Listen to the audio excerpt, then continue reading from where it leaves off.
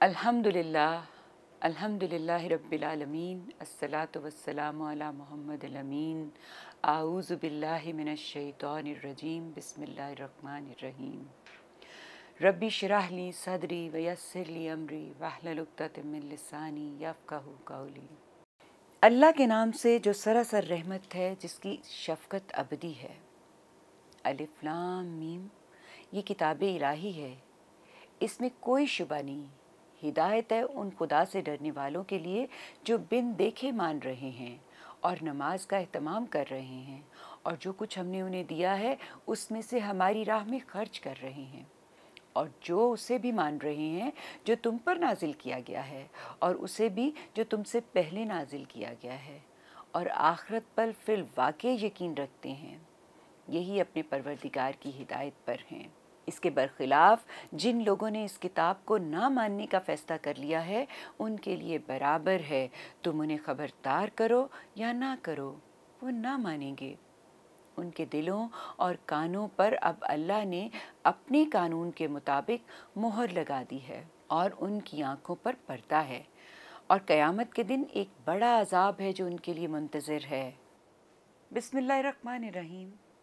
आइए नाज़रीन, आयत 1 से 7 तक तर्जुमा की गई आयत के मतलब पर एक सरसरी नज़र डालते हैं। आयत 1 से 5 तक चूँकि सूरत का मरकज़ी मज़मून नबी सल्लल्लाहु अलैहि वसल्लम की रसालत और कुरान पर ईमान लाने की दावत है, चुनांचे सबसे पहले जो बात कही गई है वो यही है कि ये किताब इलाही है, और इस पर ईमान लाने के लिए बुनियादी चीज़ क़ल्ब की सलाहियत है। जिन लोगों के दिल सलाहियत से खाली हैं, वो इस किताब से कोई फ़ायदा नहीं उठा सकेंगे, और ये सलाहियत तकवा, खशियत और खुदा तरसी से पैदा होती है। इसके बाद इस तकवे से इल्म और अमल की जो बरकतें पैदा होती हैं, उनका ज़िक्र फरमाया है।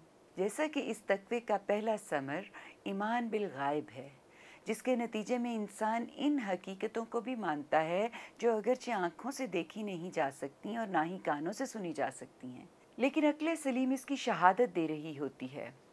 इसके बाद वो आमाल और अकायद बयान होते हैं जो ईमान बिल गायब से लाजमन पैदा होते हैं। इसकी असल हकीकत वो तस्दीक है जो दिल की गहराइयों से उतरी हुई और जो आदमी के इरादे को हरकत में लाती है।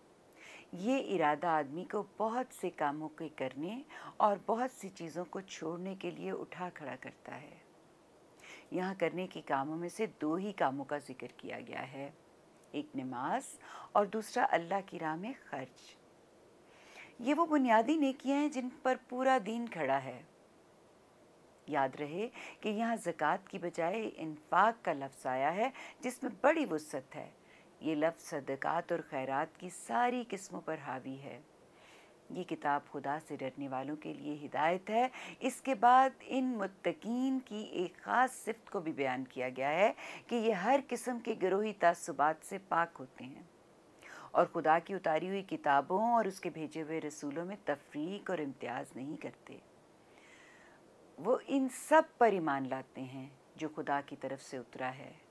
और इसके बाद फरमाया कि हकीकत में आखिरत पर ईमान और यकीन रखने वाले यही लोग हैं, और साथ ही साथ ये भी बता दिया कि आखिरत पर ईमान का दावा तो बहुत से लोग करते हैं, मगर असल में जो लोग नमाज कायम करते हैं और जो लोग खुदा की राह में खर्च करते हैं और खुदा की उतारी हुई हर किताब पर ईमान रखते हैं, दर हकीकत वही आखिरत पर सच्चा यकीन रखते हैं। इसके बाद फरमाया कि यही लोग जिनके औसाफ बयान हुए हैं अपने रब की तरफ से हिदायत पर हैं, और इन्हीं के लिए हिदायतों के दरवाजे खुलते रहेंगे। जी तो नाज़रीन, आयत 5 तक उन लोगों की खसूसियात बयान हुई हैं जो कुरान और नबी पर ईमान लाने वाले थे। आयत 6 और 7 में उन लोगों का जिक्र हो रहा है जो इस नेमत से महरूम रहने वाले हैं, यानी कुफ्र करने वाले लोग। नाज़रीन, कुफ्र के लुग़वी मानी तो ढांकने और छुपाने के हैं, लेकिन कुरान में ये शुक्र और ईमान की ज़िद की हैसियत से भी आया है। इन आयात में इनकार करने वालों के इस मखसूस गिरोह के बारे में बयान है जिनमें कुछ ख़ास सिफ़ात थीं। मसलन ये कि इनका डराना और इनका ना डराना, यानी इन्हें डराना और ना डराना दोनों बराबर हैं। یہ لوگ ایمان لانے والے نہیں۔ اللہ نے ان کے دلوں اور کانوں پر مہر کر دی ہے اور ان کی آنکھوں پر پردے ہیں۔ یہ حال تمام کفار کا تو نہیں تھا، ان میں سے بہت سے ایسے تھے جو ابتدا میں منکر اور مخالف تھے لیکن بعد میں اسلام لے آئے۔ ان کفار سے مراد اصل میں وہ قریش، اہل کتاب اور منافقین کے لیڈر اور سردار ہیں جن پر قرآن اور نبی کی حقانیت پوری طرح واقع ہو چکی تھی، لیکن اس وضاحت کے باوجود وہ محض ہٹ دھرمی، انانیت اور حسد اور تکبر کے سبب مخالفت کر رہے تھے۔ یہ لوگ تھے جن کو انا پرستی، حسد اور انانیت نے بالکل اندھا بہرا کر دیا تھا اور ان کی فطرت مسخ ہو چکی تھی، اور یہ قبول حق کی تمام صلاحیتوں سے محروم لوگ تھے۔ اب اللہ کی سنت کے مطابق ان کے دلوں پر مہر لگ گئی۔